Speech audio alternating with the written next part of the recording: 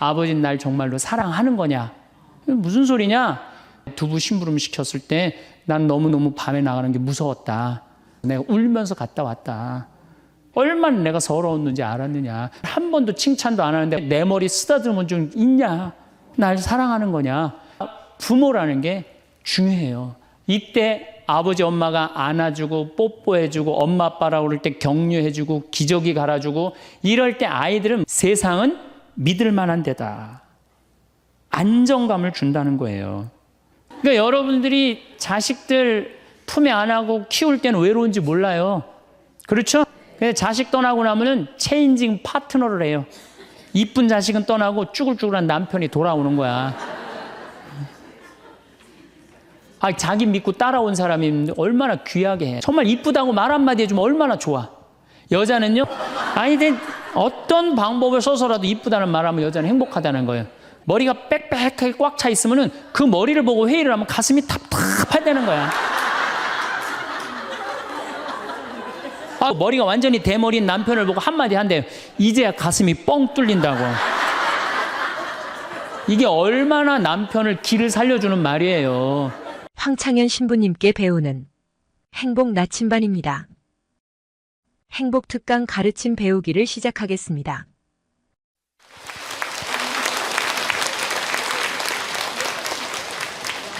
참예수님, 지난주에 이어서 계속 외로움에 대한 얘기를 하고 있습니다. 우리 인간들은 사실은 사랑이 없을 때 외롭죠. 근데 여러분들, 자식이 부모를 사랑하는 게 클까요? 부모가 자식을 사랑하는 게 클까요? 제가 다녀보면요, 다 부모가 자식을 사랑하는 게 크다고 착각하고 있어요. 근데 3살, 4살, 5살 때만 애들에도 누가 더 부모를 사랑하느냐면 자식이 더 부모를 사랑한대요. 왜냐하면 여러분들 3살, 4살, 5살 된 아이들은 누구밖에 없어요? 엄마밖에 없잖아요. 그래갖고 그냥 엄마 치마 붙잡고 그냥 온 달 다 따라다니잖아요. 근데 엄마는 그때 아이 모임에도 나가야 되고 그냥 여기저기 다녀야 되는데 그냥 딸, 아들이 그냥 계속 매달려 있으면 귀찮아요, 안 귀찮아요? 귀찮을 때 있죠? 그래서 한마디 해서 얜 잠도 없냐고, 좀 가서 좀 자라고. 그래도 그냥 계속. 그러니까 아이가 엄마 아빠를 너무너무 좋아해. 엄마 아빠하고 같이 있고 싶어. 근데 누가 밀어내기 시작하냐면 부모가 밀어내기 시작하는 거예요. 언제까지 밀어내냐면 초등학교 6학년 때까지 계속 밀어내요. 그리고 공부 못한다고 구박까지 해. 밀어내는 것도 모자라서. 그럼 중학교 올라가면 그때부터는 누가 싫어하기 시작해요? 자식이 싫어하기 시작해요. 그래갖고 엄마 아빠를 거절하기 시작해.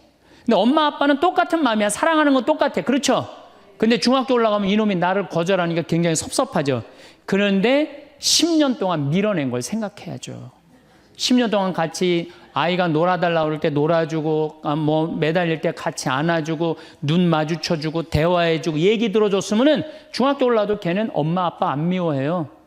그런데 3살서부터 계속 귀찮다고 그러고 자라고 그러고 그냥 또 때리고 막 공부 못하면 그냥 네가 그냥 내가 널 낳고 미역국을 끓여 먹고 내가 한심하다 그러고, 그리고 중학교 올라가고 자식이 엄마 막 째려보고 신경질 보고 소리 지르면은 그땐 당황스러운 거예요. 그래서 그런 착각을 하지 마시라는 거예요. 자식이 여러분들을 거절하게 되는 데는 누가 기여를 하는 거예요? 여러분들이 기여를 하는 거예요. 제가 신학교 때 부제 때 매스컴 세미나라는 걸 했는데 그때 어떤 자매가 와갖고 정말 내 눈물을 찔끔 나게 하는 강의를 한 적이 있어요. 이 자매가 아들이 셋 있었대요. 근데 아들이 셋 있는 집은 항상 둘째가 문제예요. 첫째는 첫째라고 잘해주고 막내는 막내라고 잘해주죠. 그렇죠? 둘째는 항상 소외의식을 느껴요. 항상 피해의식을 느낀다고요. 우리 집에도 아들이 셋 있는데 큰아들은 내가 봐도 저 어머니 아버지가 왜 이해가 안 될 정도로 큰아들한테 잘했어요. 잘못해도 다 감싸 안아주고. 이게 큰아들은 대접받는 거죠. 저는 우리 집 막내였는데 저는 정말로 사랑을 많이 받고 자랐어요. 전 중고등학교 다닐 때 내가 신발을 빨아본 적이 없어요. 형들이 다 빨아줬어요. 왜 빨아줬느냐면 안 빨아주면 어머니 아버지가 혼냈으니까 막내 신발 빨게 한다고. 그래갖고 그냥 우리 집이 이제 제사를 지내도 우리 집이 이제 아버님이 장손이라 1년에 어렸을 때 13번, 14번 제사를 지냈어요. 제사를 지내면은 제일 탐나는 게 제사상에 문어다리가 제일 맛있잖아요. 그런데 그냥 큰아들은 큰아들이라고 챙겨주고 막내는 막내라고 알아서 해주는데 둘째 형은 문어다리 차지가 안 가는 거예요. 그래갖고 이제 제사 끝나고 나면 이제 고시리 한다고 그러잖아요. 귀신 마중 나가면은 우리 식구들은 다 나가는데 둘째만 안 따라 나가는 거예요. 왜 안 따라 나가냐면 문어다리 훔치려고. 자기가 훔치지 않으면은 자기 챙겨줄 사람 아무도 없잖아요. 우리 둘째 형은 제사가 지나고 일주일이 지나도 2주일이 지나도 문어다리 물고 다녀요. 자기 어디다 감춰놨는지 모르는데. 그래갖고 제가 지금 얼마 전에 한 2년 전인가 설날 집회를 갔어요. 마침 설날은 제사를 지내니까 가갖고 물어봤어요. 아직도 둘째 형 문어다리 훔치느냐고 그랬더니 형하고 누나가 오늘도 문어다리가 없어졌다는 거예요. 그거 훔친 거지. 그러니까 50이 돼서도 그 어렸을 때 자기가 소외된 거, 피해의식을 보상받고 싶은 거예요. 이 집에 이제 아들이 이제 중학교 3학년, 초등학교 6학년, 초등학교 3학년 세 아이가 있었대요. 근데 마침 그날은 초등학교 6학년 둘째 아들만 집에 있었대요. 그래서 이 자매님이 남편한테 여보, 둘째 아이 좀 데리고 목욕탕에 들어가서 목욕 좀 시키라고. 그래갖고 뭐 아빠도 뭐 집에 있으니까 둘째 아들 이제 목욕을 시킨다고 목욕탕에 이제 들어갔대요. 근데 5분이 지났는데 남편이 얼굴이 새빨개져갖고 막 뛰쳐나왔대. 옷도 제대로 안 입고. 당신 왜 애 목욕 시키라고 했더니 왜 뛰쳐나오냐? 당신 먼저. 여보, 내가 목욕을 하러 들어갔는데 저놈이 이상한 말을 한다는 거예요. 그래서 무슨 말을 하느냐고. 아니 나도 벗고 이제 자기도 이제 둘째 아들도 옷을 벗었는데 딱 옷을 벗었는데 둘째 아들이 눈을 똑바로 뜨고 아버지한테 그러더래요. 아버지도 벗고 나도 벗었으니까 우리 남자 대 남자로 아무것도 안 걸쳤으니까 솔직하게 말 좀 해보자고. 그래서 이놈은 무슨 얘기를 하느냐. 아니 초등학교 6학년 놈이 딱 빨개 벗고 아버지도 벗고 나도 벗었으니까 우리 솔직하게 얘기 좀 해보자고 그러니까 얼마나 당황스러워요. 그래서 무슨 얘기냐 그랬더니 아버지는 날 정말로 사랑하는 거냐. 무슨 소리냐. 지난 겨울에 아버지가 밤에 두부 심부름 시켰을 때 난 너무너무 밤에 나가는 게 무서웠다. 왜냐하면은 동네 불량 형들이 걸리면 돈을 뺏고 그래서 난 밤에 나가는 거 너무너무 싫었다. 중학교 3학년 큰형도 있는데 내가 그래서 큰형 왜 안 시키냐고. 그러니까 아버지가 나한테 소리 지르고 나한테 갔다 그래서 내가 울면서 갔다 왔다. 내가 그렇게 무서운데 얼마나 내가 서러웠는지 알았느냐. 그 아버지 나 사랑하는 거냐. 내가 그렇게 마음고생하는 걸 아냐. 뭐 아버지 할 말 없지. 또 아니 내가 구두 닦았을 땐 한 번도 칭찬도 안 하는데 막내가 아버지 구두 닦으면 그렇게 좋아하고 칭찬하고 500원도 주고 그러는데 왜 나는 한 번도 그런 적이 없느냐. 그리고 우리 아들 셋이서 인사할 때 잘 다녀오시라고 그럴 때 내 머리 쓰다듬은 좀 있냐. 한 번도 없다. 막내 머리만 쓰다듬어 줬지. 날 사랑하는 거냐. 아들이 그냥 그렇게 물어보는 거예요. 당황스러운 거죠. 부모는 항상 세 아들 다 사랑한다고 그러지만은 자식이 느끼는 건 너무너무 섭섭했던 거죠. 그래서 이 아빠가 너무너무 당황스러워갖고 그랬대요. 나는 너를 너무 믿었기 때문에 심부름도 시킨 거고 난 너를 너무너무 믿었기 때문에 막내 어리니까 이렇게 한 거지. 난 이 셋 중에 너를 너무너무 사랑한다. 그리고 너무 당황스러워서 그냥 옷도 그냥 대충 입고 뛰쳐나온 거예요. 그 자리에서 너무 있기 미안해갖고. 그래갖고 제가 어떻게 하나 보라고 그랬더니 문을 빼꼼히 열고 보니까 아들이 눈에는 눈물이 뚝뚝뚝 떨어지는데 입에는 미소가 있더라는 거예요. 아빠가 날 사랑한다고 그러니까. 그러니까 누가 사랑하는 게 커요? 자식이 부모 사랑하는 게 큰 거예요. 그 사랑을 부모가 까먹고 자꾸 자식한테 못되게 하는 거죠. 그래서 여러분들 정말로 우리가 부모라는 게 중요해요. 아버지가 없는 자식들은 참 힘들어요. 아버지가 없는 자식들은. 여러분들 그 삼국 통일을 한 궁예, 왕건, 견우, 후백제 거기에 궁예 얘기를 좀 할게요. 궁예가요. 뭐 역사적으로 뭐 확실하진 않지만 47대나 48대 경문왕 아들이었대요. 이 셋 중에 제일 난 사람이에요. 왕건은 귀족 아들이고 견우는 평민 아들이야. 근데 궁예는 왕의 아들이었어요. 근데 아버지 없이 자랍니다. 아버지 없이 자라요. 아버지 없이 자라는 사람들은요. 심리학자들이 얘기를 하기에 1살서부터 3살 때까지 가장 중요하대요. 이때 아버지 엄마가 안아주고 뽀뽀해주고 엄마 아빠라고 그럴 때 격려해주고 기저귀 갈아주고 이럴 때 아이들은 뭐가 생기느냐 하면 신뢰심이 생긴대요. 세상은 믿을 만한 데다. 그리고 그냥 아이가 막 걸을 때 옆에서 박수 쳐주고 걸음 뛸 때 그럼 아이들이요 그 굉장히 심리적으로 안정감을 준다는 거예요. 그런데 이때 아버지가 없는 아이들은 심리적으로 굉장히 불안하다는 거예요. 여러분들, 이 아빠가 아이들 이 목마 태워주면은 애들 좋아해요, 안 좋아해요? 좋아하죠? 그런데 아빠 키가 1m 70이고 애가 50cm면 2m 20이에요. 그 꼭대기에 올라가고 또 애는 아빠 머리를 잡고 막 까르르 넘어가지 않아요? 좋아갖고 아빠 머리를 잡고 걔는 무의식 속에 이런 생각을 갖는데요. 세상은 이렇게 높아도 믿을 만한 데다. 이 든든한 아버지가 있으니까. 그런 믿음이 생긴다는 거예요. 그런데 궁예는 그랬던 경험이 한 번도 없었던 거야. 그러니까 나중에는 사람을 의심을 하기 시작하는 거예요. 의심하기 시작하는 거예요. 그래갖고 나중에 관심법이라는 걸 개발해요. 그래갖고 네가 의심하는지 안 의심하는지 내가 안다. 그래갖고 그냥 친아들도 그냥 의심도 안 하는데 너 의심한다고 그러고 죽이고, 결국 누구까지 죽여요? 자기 부인하고 아들까지 죽여요. 그리고 마지막으로 쓸쓸한 최후를 맞이해요. 신부님, 나는 우리 남편이 일찍 죽어갖고 우리 애들 그냥 혼자 키웠는데 너무 섭섭합니다. 아버지 없이도 훌륭하게 자라는 사람 간혹 있어요. 그게 누구냐면 오바마가 아버지 없이 자라잖아요. 할머니 손에서 얼마나 훌륭해요. 그렇죠? 그러나 일반적으로 보면은 그렇다는 거예요. 아버지가 굉장히 중요한데, 근데 슬픈 거는 우리나라는 아버지가 있어도 없는 것 같아요. 아버지가 있어도. 애는 학원 다니냐고 그냥 정신 팔려가고 아버지는 돈 번다고 해갖고 서로 사랑을 쌀 시간이 없는 거. 서로 사랑을 쌀 시간.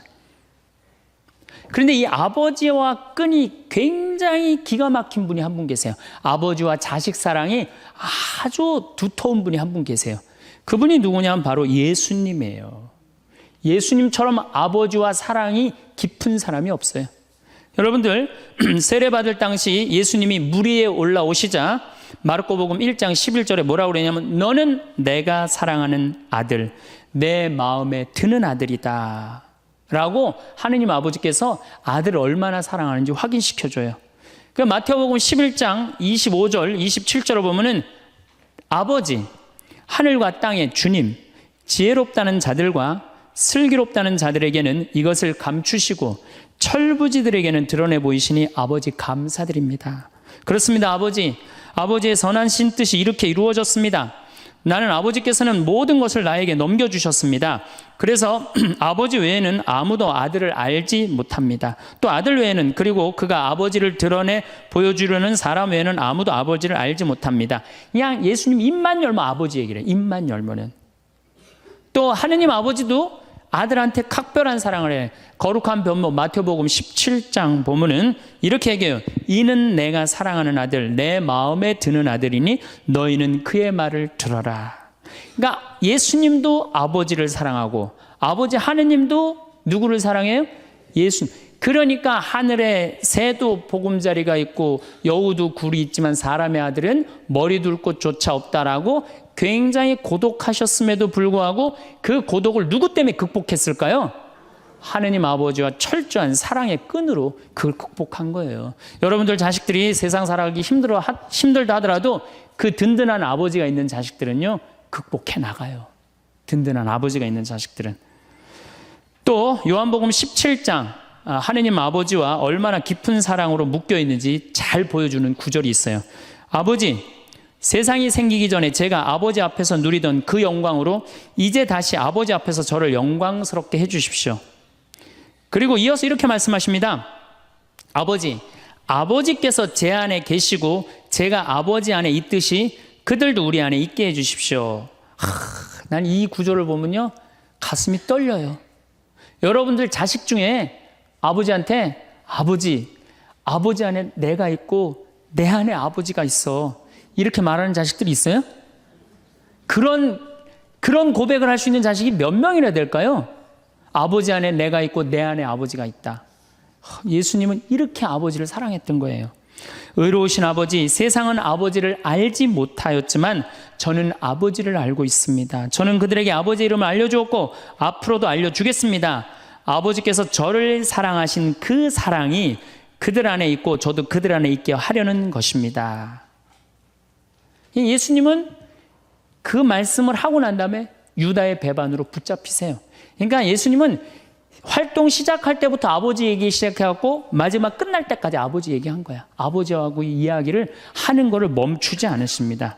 그리고 겟세마니 동산에서도 아버지와 끈끈한 사랑을 보여주시죠. 아버지, 하실 수만 있으시면 이 잔이 저를 비껴가게 해주십시오. 그러나 제가 원하는 대로 하지 마시고 아버지께서 원하시는 대로 하십시오. 요새 이런 아들이 어디 있어요? 제 뜻대로 말고 아버지 뜻대로 하세요. 이런 아들이 어디 있어요? 다 내 뜻대로 해달라고 그래요. 엄마 아버지가. 그렇죠? 근데 예수님은 하느님 아버지가 그렇게 기뻤던 거야. 맨 마지막에 아버지 이 사람들을 용서하여 주십시오. 그리고 마지막으로 이런 말씀을 하십니다. 아버지 제 영혼을 아버지 손에 맡깁니다. 그러니까 이 아버지와 철저한 끈으로 묶여 있었던 예수님은 그 마지막 제자들이 다 버리고 도망갔어도 그 아버지에 대한 사랑, 내 안에 아버지가 있고 아버지 안에 내가 있다는 그 기가 막힌 사랑으로 극복하시고 인류 구원의 문을 여신 거예요. 그렇다면 우리나라 아버지들도 이런 아버지가 돼야지. 자식들한테. 이런 아버지가 돼야 되는데 이런 아버지가 과연 몇이나 있느냐. 저는 다행히 우리 아버지를 참 잘 만났어요. 전 참 아버지를 좋아해요. 나는 어렸을 때 추억이 아버지하고 매일 토요일 날 일요일만 되면 산에 가갖고 도토리 따고 밤 줍고 또 내가 망보고 아버지가 대추나무 올라가고 막 서리하고 막 이런 거 많이 했어요. 예. 그래갖고 막 걸려갖고 막 대추밭 주인한테 막 욕먹으면 그냥 얘는 누구냐고 그러면 우리 막내 아들이라고 그러면 그냥 막내 아들 데리고 좋은 거 가르쳐 준다고 그냥. 그리고 어렸을 때 아버지하고 추억 중에 웅덩이가 있어요. 웅덩이. 거기에 퍼내면 그 미꾸라지. 그 진흙 안에 미꾸라지 그걸 잡아내는 정말 그런 추억들이요. 그러니까 지금도 80이 된 아버지를 보면 행복한 거예요. 그리고 시간만 되면 그 아버지 보러 가고 싶고. 그러니까 이제는 효도는 없어요. 뭐만 남아있어? 사랑만 남아있는 거예요. 추억만 남아있는 거예요. 자식하고 얼마나 좋은 시간을 많이 가졌느냐에 따라서 늙었을 때 안 외롭다는 거예요. 어렸을 때 자식하고 한 번도 놀아준 적이 없어. 10살 때까지 놀아줘야 된다는 거예요. 근데 10살 때까지 한 번도 놀아준 적이 없으면은 자식이 늙은 부모들 한 번도 같이 안 놀아준다 이거예요. 그러니까 늙어서 외로운 거는 자식이 못 돼서가 아니라 누가 싸놓은 업보야? 그렇죠. 그러니까 섭섭할 필요 없어요. 자, 그렇다면은 사랑이 없는 엄마, 사랑이 없는 아버지, 엄마도 없고 아버지도 없는 이 세대는 외로울 수밖에 없어요. 그리고 그들은 어차피 떠나게 돼 있어요. 그렇다면 여러분들 옆에 남아있는 건 누구밖에 없어요? 남편. 그렇죠. 50살에 자식들 떠나면 50부터 100살까지 여러분들 옆에 남아있을 수 있는 유일한 사람은 남편밖에 없어요. 근데 여러분들 그 남편한테 잘해요? 옛날에는요, 부모한테 자식이 전부였어요.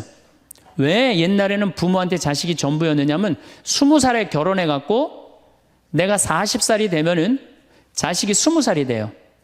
그러면은 대개 50살까지 밖에 못 살았어요. 그럼 자식이 몇 년 효도하면 되냐면 10년만 효도하면 돼요. 그러면 알아서 죽어줘 주니까. 그러니까 옛날엔 자식이 부모한테 애절해서 안 애절했어요? 애절했어요. 그리고 20살 먹은 아들이 왜 50살 먹은 부모한테 죽지 말라고 왜 그렇게 손가락 깨물어서 입에 단지해주고 허벅지 살 잘라갖고 울며 불며 죽지 말라고 그랬을까요? 20살 된 이 아들은 동생이 17살, 14살, 11살, 8살, 5살, 2살 동생이 줄줄이 있는 거야. 근데 엄마 아빠가 지금 죽으면 이거 누가 키워야 돼? 자기가 키워야 되니까 죽지 말라고 그러는 거예요. 죽어도 이거 누구까지 다 키우고 죽어? 막내까지 키우고 죽어라 이거야. 근데 만약에 우리 엄마 아버지가 막내까지 다 키웠다? 그러면 엄마 아버지 나이가 60이 되는 거예요. 그래서 60까지 산 부모한테 너무 고맙다고 차려준 잔치가 환갑잔치예요. 근데 이 환갑진갑 다 받아먹고 갈 생각을 해요, 안 해요? 안 하잖아요. 이게 큰 문제예요. 그러니까 자식이 모시다가 지치는 거예요. 그러니까 부모 60, 70부터는요 부모 관심 없어요. 그러면은 50 넘어서는 누가 옆에 있어요?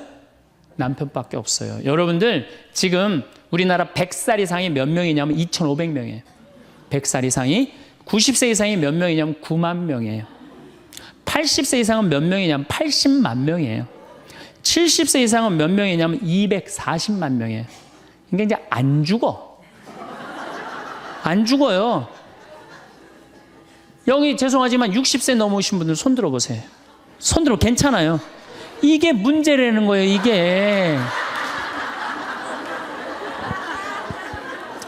자식은 이미 떠나 있고 50 넘었고 60 넘어갔고는 누가 옆에 있어요? 남편밖에 없어요. 그러면은 자식한테 잘해야 됩니까? 남편한테 잘해야 됩니까? 남편한테 잘해야 돼요. 우리나라는요, 안사람, 바깥사람 제도가 있어요. 그래갖고 안사람은 집에서 애 놓다 죽고 바깥사람 바깥에서 돈 벌다 죽었어요. 근데 이게 의술이 좋고 영양이 좋고 고생을 안 하다 보니까 바깥사람이 50이 넘어도 안 죽는 거야. 안 죽어갖고 직장에서 쫓겨나갖고 집안에 들어와서 안사람이 돼버려요. 딱 안방에 이제 들어앉아 있는 거죠. 예. 근데 집안에 들어와갖고 부인 일을 도와주면 좋은데 도와줘요, 안 도와줘요? 안 도와주고 그냥 할 일 없으니까 마누라 하는 일 챙겨내, 안 챙겨내요? 챙겨내죠? 이게 미치는 거지, 그때부터. 젊었을 때는 맛있는 거 차려놓고 여보 일찍 들어와. 그래도 생전 안 들어오더니 이제 50 넘어서는 굳이 집에 안 들어와도 되는데 때 따라 철 따라 집에 들어오네. 그러니까 여러분들이 자식들 품에 안하고 키울 때는 외로운지 몰라요. 그렇죠? 근데 자식 떠나고 나면은 체인징 파트너를 해요. 이쁜 자식은 떠나고 쭈글쭈글한 남편이 돌아오는 거야. 그런데 50부터 110살까지 살려면은 젊었을 때 같이 여행 다니는 추억도 있어야 되고 젊었을 때 사랑도 쌓여 있어야지 50 넘어갔고 100살까지 있고 추억 먹고 살 거 아니에요. 근데 그런 추억이 하나도 없어. 그 50 넘어갖고 와갖고 그냥 잔소리만 하고 그냥 그러면은 그 남편이 싫은 거예요. 그러니까 서로 한 집에 살지만은 각방 따로 쓰고 외롭게 사는 거죠. 그래도 여러분들은 괜찮아요. 여러분들은, 우리 신부들은요 진짜 불쌍해요. 생각을 해봐요. 20살에 신학교 들어갔어요. 그래서 30에 신부 돼요. 그래갖고 옛날엔 75세 은퇴였어요. 75세 은퇴. 75세는 그래도 괜찮았어요. 은퇴하고 그냥 거의 바로 이제 세상 떠나시니까 요즘 70세로 은퇴가 내려왔어요. 그리고 이제 65세로 내린대요. 65세 은퇴해도 된다. 이렇게 내린대. 왜? 서울교구 우리 보좌 신부님들 뭐 10년, 12년, 13년 하잖아요. 그러니까 빨리 은퇴할 사람 빨리 하고 보좌들 빨리 본당 내보내야 되니까 빨리 은퇴해라 이거야. 그러면은 65세부터 은퇴해갖고 우리 부관장 신부는 110살까지 산단 말이야. 그러면은 20살에 신학교 들어갖고 65세까지 45년 혼자 살아. 그래갖고 65세 은퇴해갖고 110살까지 또 혼자 살아. 45년, 90년 혼자 사는 거야. 그래서 나는 우리 신부님들 은퇴시키는 거 반대하는 신부예요. 65세 은퇴시켜갖고 다시 보좌 신부로 발령을 내라. 보좌 신부로 발령을 내갖고 아니 고해성사 듣게 하면 되잖아요. 아 얼마나 여러분들 속에 있는 얘기하고 싶은 거 많아요. 그렇죠? 아 그럼 고해성사 듣게 하고 또 굳이 신부님들 65세 넘어가고 강론 안 해도 돼요. 미사 없는 강론하게 하면 되잖아. 강론하라 그러면 또 한 소리 또 하고 그러실 수 있으니까 얼마나 좋아. 차라리 65세에 은퇴시킬 거면 아예 60에 은퇴를 시켜서 장가를 그냥 보내라. 늙어선 좀 안 외롭게. 농담이에요, 농담. 우리보다는 여러분들이 훨씬 덜 외롭다는 거예요. 그렇지 않아요? 여러분들 남편도 있고 자식도 있고 손자도 있잖아요. 그러면 그 소중한 사람들한테 사랑하면서 살아야지. 우린 사랑할 사람도 없는데 여러분 사랑할 사람이 있잖아요.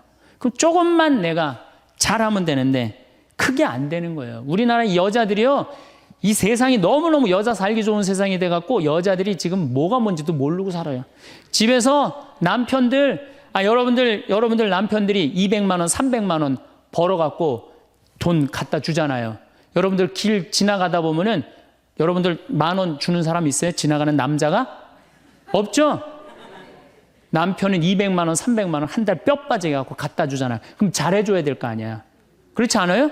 그것도 1, 2년 갖다 준 것도 아니고 20년, 30년 갖다 줬으면 잘해줘야 될 거 아니야. 근데 집에서 그런 기가 막힌 남편 왕대접 해줘요?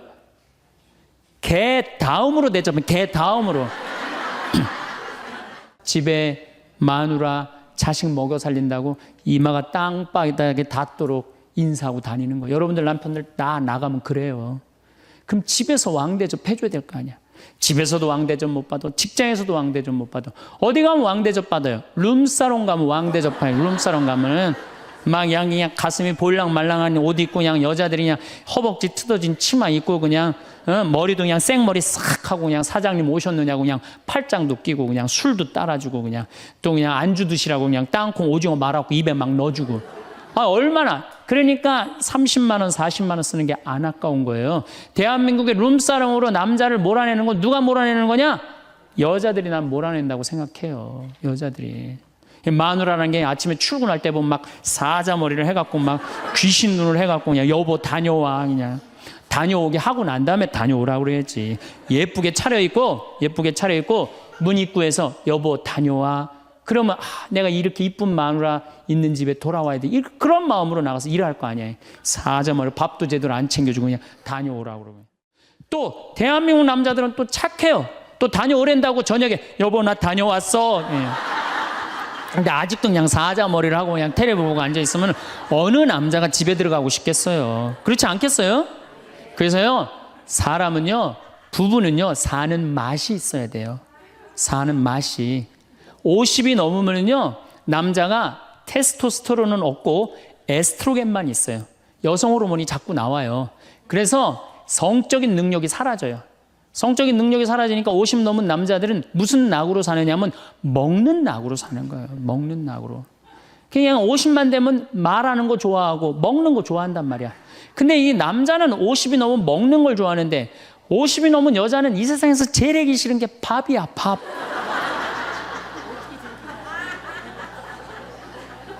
아, 그러니까 그냥 둘이 사는데 왜 김치찌개를 끓여도 한솥 끓여. 그냥 하기 싫으니까 귀찮으니까 한솥 끓여갖고 그냥 다음날 아침에 그냥 그거 졸여갖고 아침상에 올려놓고 그냥 저녁엔 또 오늘같이 하루 피정하고 저녁에 이제 여보 나 저녁 집에 가서 먹을게 그러면 또 그거 볶아갖고 저녁상에 또 올려놓고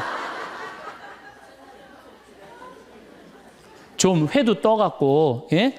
아 여기 가깝잖아요. 회시장 가갖고 우럭 회 맛있잖아요. 매운탕도 떠갖고 소주도 한 병 사고 그래갖고 그냥 허벅지 뜯어진 치마 이브닝 드레스도 하나 딱 입고 저녁에 남편 들어오면 여보 이거 내가 한 거야 딱 술 따라주면 남자가 얼마나 살맛이 나요. 사는 맛 나지 않겠어요? 예, 좀 신선로도 좀 해갖고 탁 하고 짜장면도 좀 만들어주고 베트남 국수도 좀 해서 주고 아 요즘 뭐 또 순대 또 그냥 유명한 데 많잖아요.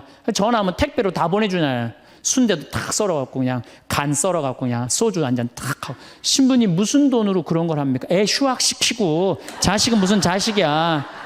지금 누구밖에 없어요?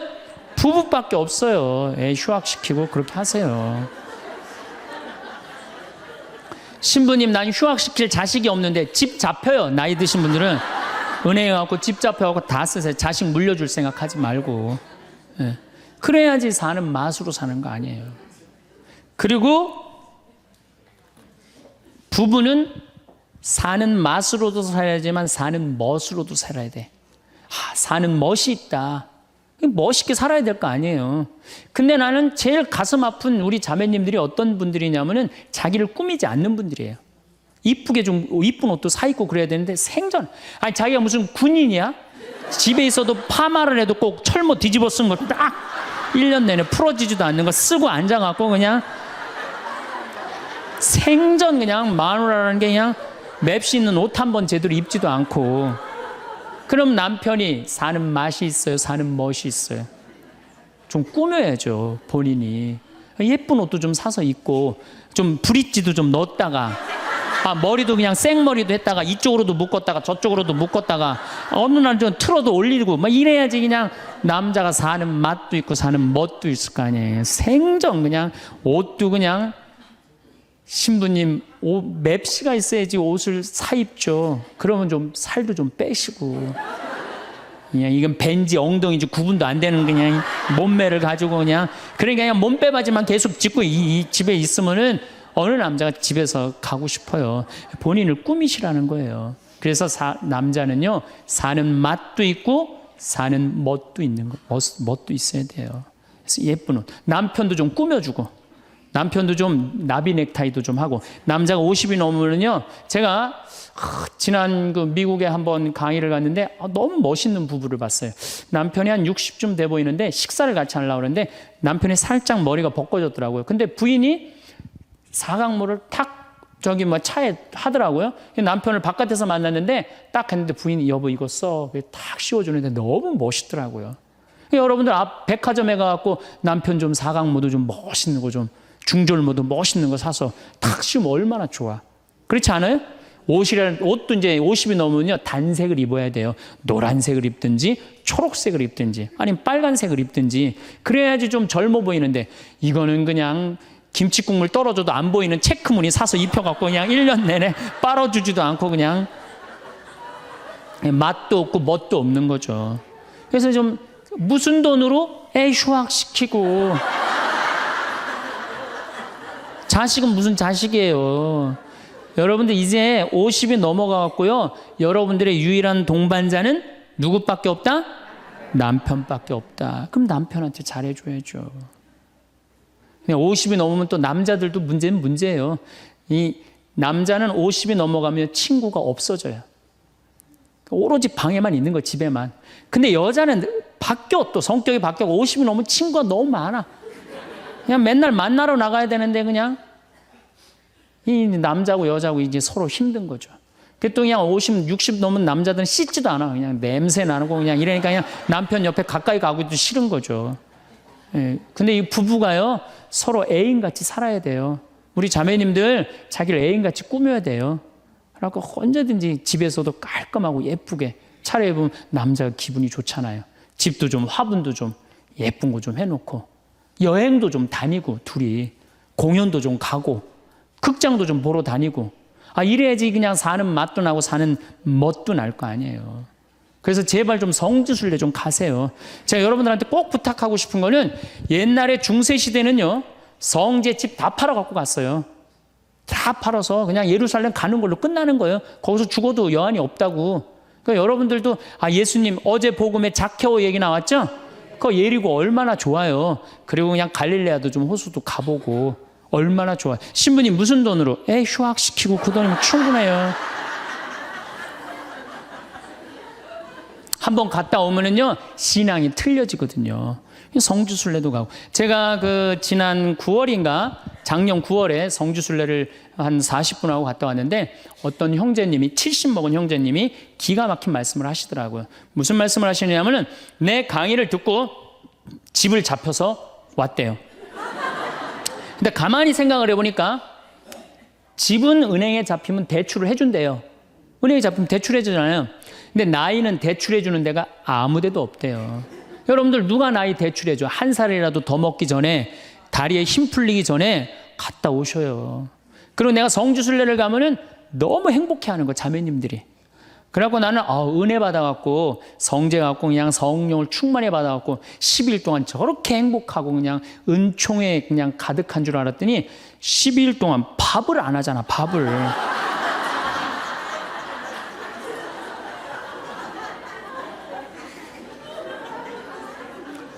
남편 부부는 맛도 있고 멋도 있어야 되지만 기도 살려줘야 돼. 남편 기도 살려줘야 돼요. 50이 넘어갖고 남편 기 살려줄 사람이 직장에서 기가 살겠어요? 사회에서 기가 살겠어요? 본인이 기가 살겠어요? 유일하게 기 살려줄 수 있는 사람은 누구밖에 없어요? 부인밖에 없어요. 부부가 50이 넘으면요 자식들 떠나고 둘만 덩그랗게 집에 남아서 50년을 같이 살아야 돼요. 말을 정말로 남편 즐거운 말, 남편 좋은 말, 우리 남편 아직도 알통 튼튼하다. 우리 남편 아직도 어깨가 그냥 대유평 평야 같다. 이런 말 해주는 게 중요한 거예요. 그런데 그냥 말을 진짜 못해. 내가 2000년 역사상 말 진짜 못하는 놈 한 놈 알고 있어요. 어떤 놈 진짜 말 못하느냐 하면은 십자가상 예수님 십자가 위에 매달렸을 때 왼편의 강도 진짜 말 못하는 놈이에요. 그놈. 이제 십자가 매달렸어. 너무 아파. 자기도 이제 죽기 일보 직전이고 옆에 구세주라는 사람도 옆에 있단 말이야. 그러니까 그냥 이 사람이 막 분이 치밀었나 봐요. 야, 네가 무슨 구세주냐? 네가 구세주라면 너도 살리고 나도 살려봐라. 너도 죽는 주제에 무슨 구세주냐. 그냥 막 욕을 해댄 거예요. 그러니까 예수님이 그냥 매달려갖고 아파 죽겠는데 이놈이 이상한 소리 하니까 대꾸도 안 해요. 대꾸도 안 해. 성서 보면은 그냥 가만히 계세요. 근데 내가 2000년 역사상 진짜 말 잘하는 사람 한 사람 알고 있어요. 그게 누구냐면 오른편 강도예요. 얼마나 말을 잘하느냐면은 그렇게 얘기를 하니까 이 왼편에 있는 강도를 혼내요. 야 이놈아, 니놈하고 나는 죽어도 싸. 강도 짓을 했으니까. 근데 저분이야말로 무슨 죄가 있어. 가난한 사람, 병든 사람 함께 해주고 인간을 사랑하신 분인데, 그리고 이 강도가 한마디 해요. 주님, 마지막 날에 저를 기억해 주십시오.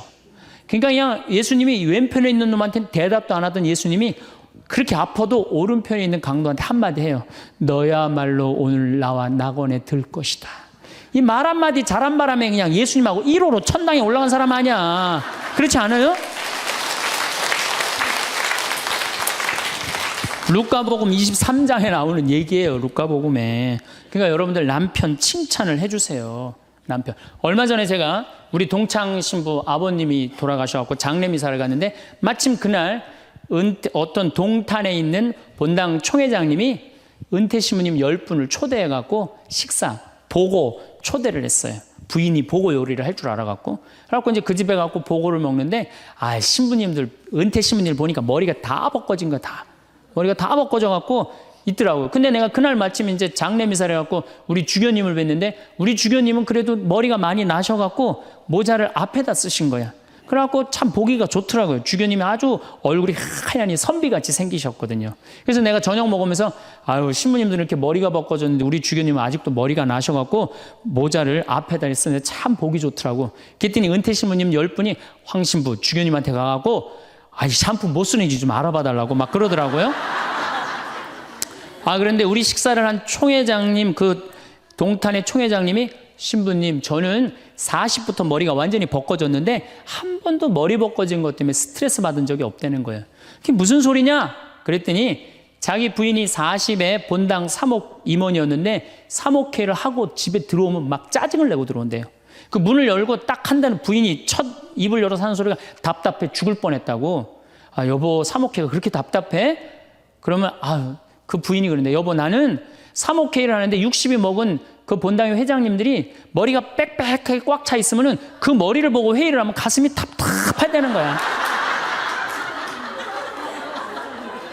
그리고 이제 자기 남편을 보고, 머리가 완전히 대머리인 남편을 보고 한마디 한대요. 이제야 가슴이 뻥 뚫린다고.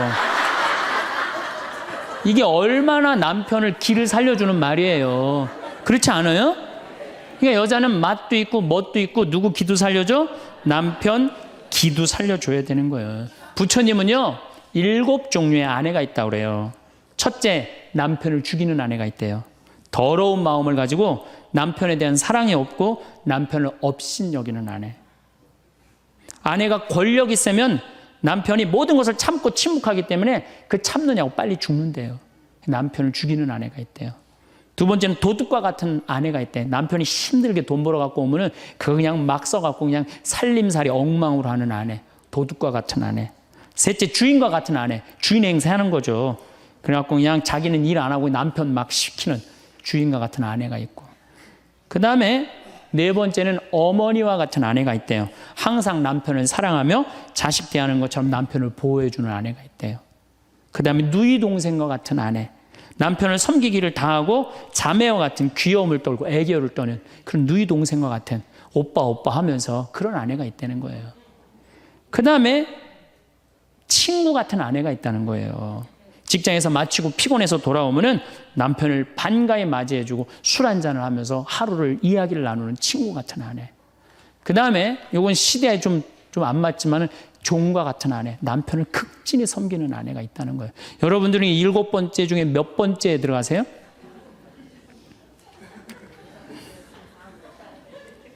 아무것도 아니에요? 이 7번째 아무것도 아니면 큰일인데. 근데 우리나라 남자들도 문제예요. 사실은 이 부인한테 참 잘해야 되거든요. 자기 믿고 따라온 사람이 얼마나 귀하게 해야 돼. 근데 우리나라 남자들 참 부인한테 말 못해요. 정말 이쁘다고 말 한마디 해주면 얼마나 좋아.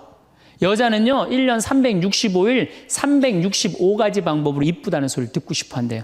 오늘같이 이렇게 태양이 찬란한 날은 여보, 저 찬란한 태양처럼 당신 오늘 너무 이뻐. 그리고 비가 촉촉하게 오면 여보, 당신 촉촉한 비처럼 이뻐. 아니, 어떤 방법을 써서라도 이쁘다는 말하면 여자는 행복하다는 거예요. 그리고 요리를 해주면 맛있다고 먹으면은 김치찌개, 이렇게 맛있는 김치찌개 먹을 수 있는 사람은 세상은 나 하나밖에 없다고. 이렇게 정말로 이런 말을 해줘야 되는데 생전 뭐 맛있다, 맛없다 그런 말 안 하면은 여자가 밥할 맛 나겠어요? 안 나죠? 그럼요. 그리고 한 30년 밥 얻어먹었으면 이제 설거지는 해야지. 그렇게 얻어먹었으면 설거지는 해야지. 양심 있는 거 아니야? 그렇지 않아요? 여자는 언제 행복하냐면 남편이 자기 살림을 도와줄 때 행복하다고 그러더라고요. 내 얘기를 듣고 어떤 형제님이 17년 동안 설거지 할 생각을 한 번도 안 했대. 17년 동안. 그래갖고 이제 내 얘기를 듣고 이제 자기도 이제 해봐야 되겠다. 그렇게 생각을 하고 저녁에 여보, 당신 반찬하냐고 애쓰고 밥하냐고 애썼으니까 내가 설거지 해줄게. 앉아서 텔레비 봐. 그랬더니 부인이 그러더래요. 2번 청소하게 하지 설거지하게 하지 말고 그냥 가만히 있으라고 그러더래요. 그래서 이 남편이 그랬대요. 아니야, 내가 오늘 해보고 싶어서 그래. 그리고 설거지를 했대요.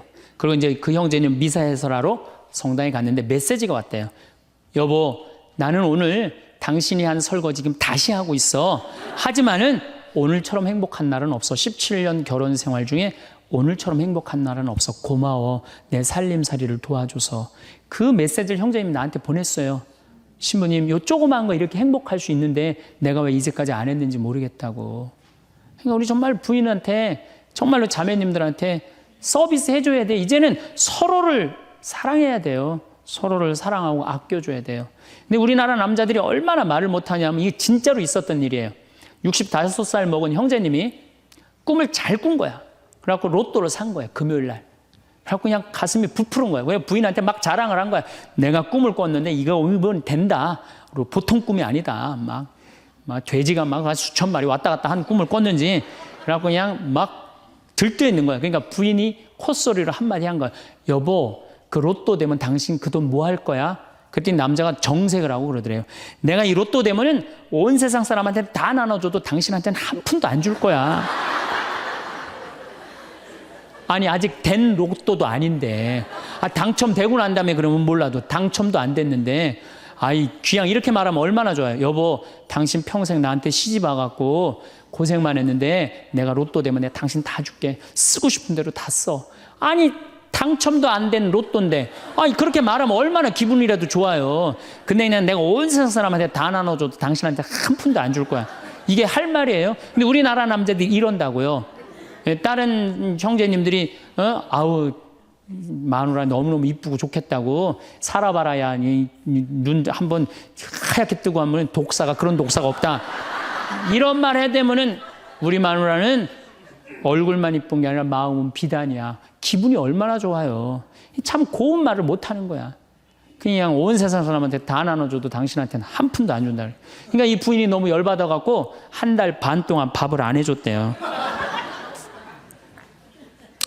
그리고 진짜 무서운 건 집안에서 폭력이에요, 폭력. 더욱이 남자가 여자를 때리는 건 있을 수 없는 일이에요. 부부가요, 때린다는 건 있으면 안 돼요. 아니, 여자가 남편한테 결혼을 할 때는 이 험난한 세상, 저 힘 있는 남자한테 보호받고 싶어서 결혼하는 거 아니에요? 그렇지 않아요, 보통? 그런데 그 남편이 자기를 때린다고 생각하면요, 이건 치욕이에요, 여자한테는. 그래서 남자가 여자를 때리면 안 돼요. 정말로 이것도 진짜 있었던 일인데 70이 다 돼가는 할머니인데 평생 남편한테 맞으면서 살았대요. 그런데 또 친구 하나가 평생 남편한테 둘이 이제 할머니가 이제 둘이 친구야. 서로 맞고 살아갖고. 근데 그 평생 맞은 할머니가 하루는 이 친구 할머니한테 전화를 한 거야. 막 웃으면서 전화했대. 너 뭐가 이렇게 좋아갖고 전화했냐? 그랬더니 우리 남편이 이번에 병원에 갔는데 글쎄 3개월밖에 못 산다고. 나 지금 입을 뒤집어 쓰고 지금 웃으면서 너한테 전화하는 거라고. 이건 너무 불행하지 않아요? 너무 불행하지 않아요? 정말로 자기 부인 아파서 죽는데 따라 죽는 남편도 있는데 이게 그냥 자기 남편 3개월밖에 안 산다고 이불을 뒤집어 쓰고 막 웃으면서 그냥 전화를 할 정도면 이거 같이 살지 말아야지. 그렇죠? 그러니까 여러분들 남편한테 잘하세요. 또 여기 있는 우리 형제님들 누구한테 잘해요? 그래도 나이 먹어갖고요. 여러분들 지금 신부님 난 도저히 우리 남편하고 못 살 거예요. 지금 바꿔봐야 거기서 거기에요. 지금 바꿔봐야. 자, 남자하고 여자하고 얼마나 서로를 이해를 못하느냐 하면은 남자는 하루에 2,000마디만 하면은 말 끝난대요. 근데 여자는 하루에 6,000마디를 해야 된대요. 그러니까 여자가 훨씬 말이 많은 거죠. 남자는 직장에 갔다 오면 할 말 끝난 거예요. 집에 할 말이 아무것도 없는 2,000마디 이미 다 했는데 할 말. 남자로 사람으로서 할 말 끝났는데 뉴욕의 게리 머카스라는 교수가 이 통계를 냈어요. 그래갖고 여자는 이제 남자가 이제 남편이 이제 집에 들어올 때만 기다리는 거야. 뭐 이웃집 아줌마 얘기도 하고 싶고 본당시 뭐 욕도 하고 싶고 막 그래갖고 기다리고 있는데 남편이 들어와갖고 여보, 그 집 남편은 그렇게 힘들게 돈을 버는데 여자는 맨날 찜질방 다니고 그냥 링크코트 입고 다니고 정신 나간 여자라고. 그럼 남편은 할 얘기가 없는 거야. 쓸데없는 소리 하지 말고 밥이나 내놓으라고. 그럼 여자는 미치는 거예요. 진짜 괜찮은 남자들은 어떤 남자들이냐면은 그래 여보? 그럼 안 되지. 부인이 살림을 잘 살아야지. 남자가 그렇게 고생을 하는데 추임새를 넣어주고 속으로 외우세요. 500마디, 1000마디, 2000마디. 그래갖고 딱 속으로 4000마디 딱 끝나면 여보 이제 자자. 이래야지 이 남자는 후환이 없는 남편이에요. 여자 말을 들어줘야 돼요. 그래서 남자하고 여자하고 틀린 점이 이거야. 반대로 우리 자매님들은 여자는 흥분을 하면 5분이면 흥분이 끝난대요. 그래갖고 막 장보러 들어와갖고 막 욕을 5분만 하면은 아무 일도 없었던 듯이 부엌에 들어가갖고 콩나물도 따고 멸치 대가리도 딴대요. 아무 일도 없었던 듯이. 근데 남자는 5분 동안 바가지 긁을 동안 가만히 있는데요. 5분 지나면 그때부터 승질이 나기 시작한대. 근데 남자는 한번 승질이 나면 최소한 30분은 성질을 내야 된대. 그러니까 5분 지나고 나가고 이제 그때부터 이제 여자는 마음이 착 가라앉은 상태에서 저녁 준비를 하는데 그때부터 남자는 이제 거실에서 소리 지르는 거야. 내가 말이야 뭘 잘못했다고 네가 맨날 그러냐고 막 소리 지르면 마음이 가라앉은 여자가 나와서 남자 불을 질러요. 속에다가 뭐라고 그러냐면 당신은 말만 하면 이렇게 성질을 내고 그러느냐고. 자기는 이미 다 흥분 가라앉은 상태에서 막 성질 내는 남편한테 불은 자기가 질러놓고. 그러면 안 된다는 얘기죠. 30분 동안 길길이 뛰게 놔두란 얘기예요. 승질을 건드려 놨으면은. 어쨌든 우리가 이 인생을 외롭게 살고 싶지 않다면은 부부가 사랑하는 수밖에 없어요. 그래야만이 우리 인생이 풍요로워요. 더욱이 여러분들 노년 50년 60년 부부밖에 없어요. 훈련하면 된대요. 그 부부 사랑 훈련하는 그 많은 책자를 읽어보면요, 그 서로 훈련이 안 돼 있어서 그렇지 훈련하면 서로 사랑한대요. 그리고 외롭지 않다는 거예요. 다음 시간에는 이제 정말로 그렇다면 구체적으로 우리가 외롭지 않는 방법에 대해서 이야기를 나누도록 하겠습니다. 감사합니다.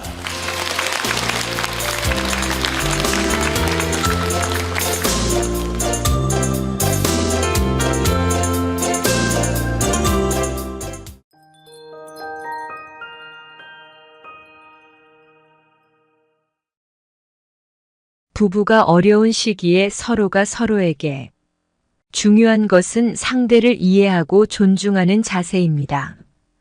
이를 위해 다음과 같은 생활 태도가 도움이 될 수 있습니다. 의사소통 강화하기. 감정과 생각을 솔직하게 나누는 습관을 가지세요. 특히 외롭거나 힘든 시기에 서로의 마음을 들여다보고 공감하는 시간이 필요합니다. 내가 어떻게 도와줄 수 있을까? 와 같은 질문을 통해 마음을 열어주세요. 작은 관심 표현하기. 큰 이벤트가 아니더라도 매일 소소하게 관심을 표현하는 것이 중요합니다.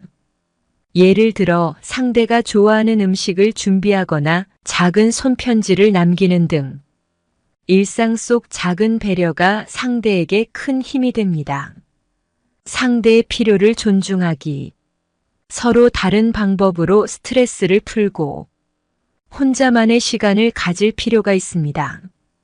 상대가 혼자만의 시간을 필요로 할 때는 그것을 존중하고 충분히 배려하는 것도 사랑의 표현입니다. 함께 의미 있는 활동하기. 같이 운동을 하거나 취미를 공유하는 것처럼 단순한 일상을 벗어나 함께 새로운 활동을 시도해 보세요. 이렇게 쌓은 좋은 기억은 어려운 순간에도 든든한 감정적 버팀목이 될 수 있습니다. 감사와 칭찬을 자주 표현하기. 상대가 해주는 작은 것에도 감사를 표하고 자주 칭찬을 아끼지 마세요. 고마워, 내가 있어서 참 다행이야 같은 말은 배우자가 그 존재 자체로도 소중하다는 사실을 느끼게 합니다. 갈등 해결 능력 키우기. 의견이 다를 때 차분하게 대화하고 타협점을 찾으려 노력하는 것이 중요합니다. 문제가 생겼을 때 서로를 공격하기보다는 문제를 해결하려는 태도를 가지세요.